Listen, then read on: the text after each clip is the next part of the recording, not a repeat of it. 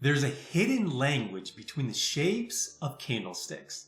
Learning how to read trading charts on a deeper level will help you do two things.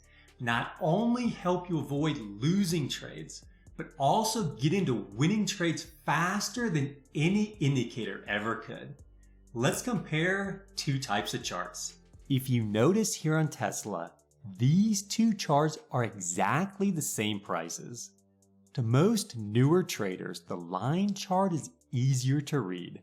The highs and lows and overall trend are more clear. There's less noise because there's no wicks. So that begs the question, why do traders use candlesticks at all? I think the best way to understand is by looking at these two groups of stick figures.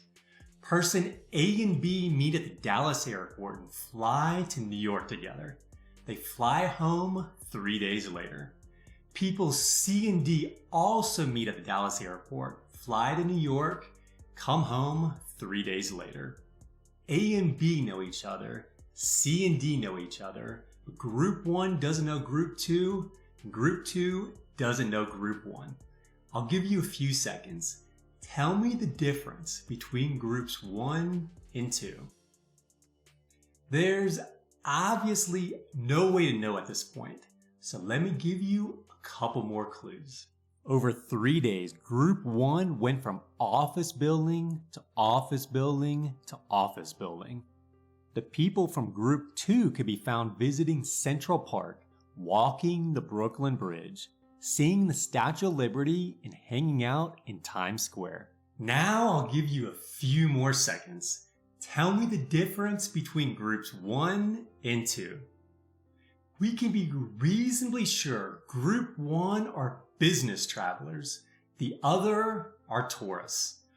Both groups started in Dallas, went to New York, and then flew home. But we naturally process information and reach a conclusion. It's the same thing when it comes to trading. Once you learn the story behind what the candles are saying, you'll see the market in a whole new light. Look at these 4 candles and guess which are bullish and which are bearish.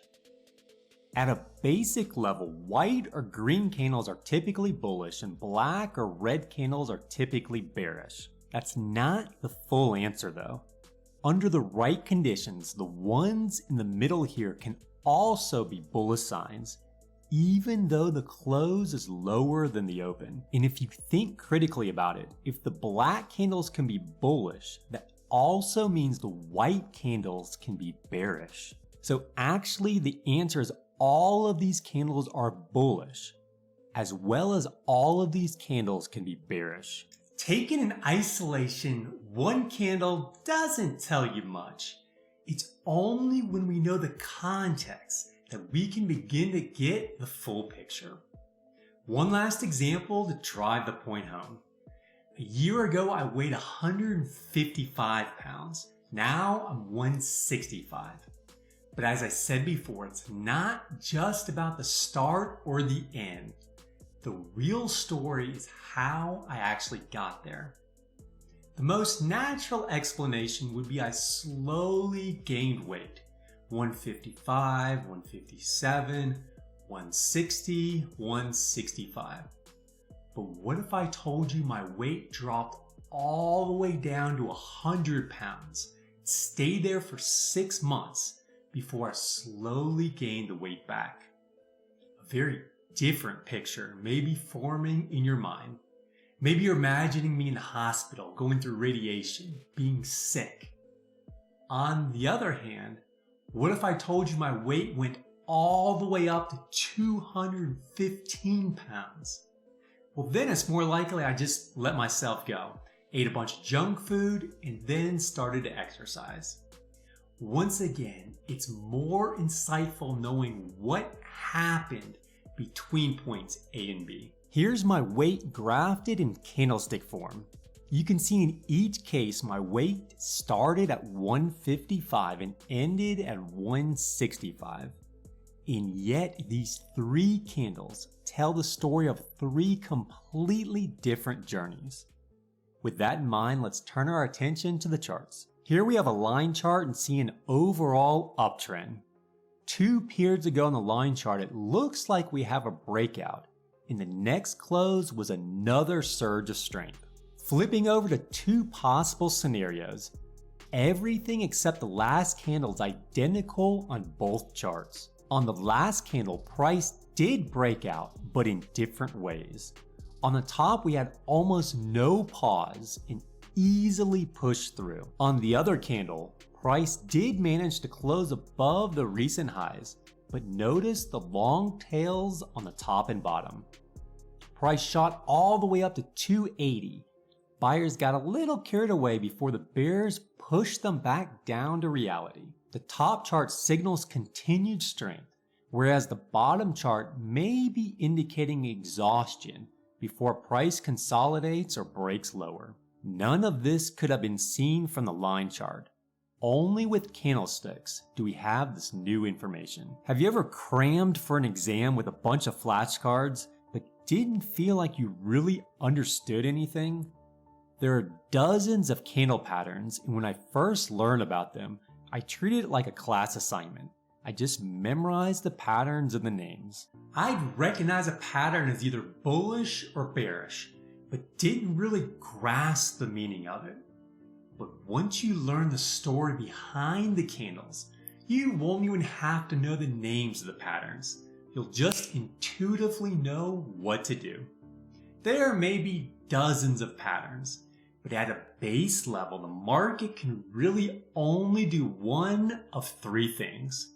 If the market's in a trend, it can continue and maintain the trend. If not, a trend can end in one of 2 ways. It can run out of steam, consolidate into a range, or it can turn around in reverse. This will make our lives much easier because instead of needing dozens of plans for all the various patterns, we can classify these as continuation, reversal, or indecision. Let's go back to these 4 candles that we saw at the beginning of the video and talk about how each can be bullish or bearish. Here we have a daily level that price has consistently found support at. We have a strong move down until once again it reaches this line. During the day it breaches this level, but manages to close above, but not quite as high as the open. This could be an example of a bullish signal, even though the candle is actually red. And as we see in this case, price did indeed start to run. Here we have a level that's been significant in the past.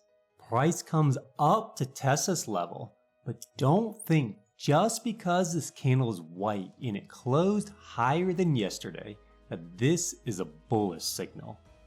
From the start of the day, it pushed up over 100 pips, but got rejected and closed in the lower third of its body. This supposedly bullish candle combined with the very next one was a foreshadow of the downtrend to come. Here we have a massive move of over 2,700 pips.